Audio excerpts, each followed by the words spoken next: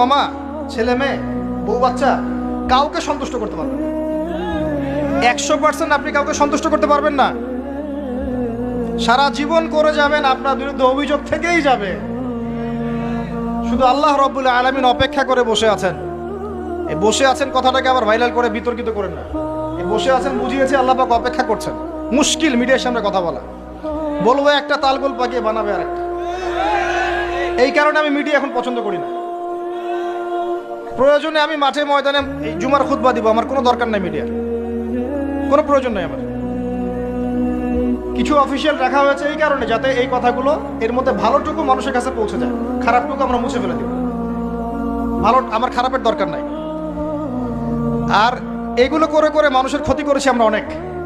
দিন দিন আলেম ওলামাদের সংখ্যা এই বাংলার মাটি থেকে কমে গেছে। যে কথাটা বলছিলাম, হক দিয়ে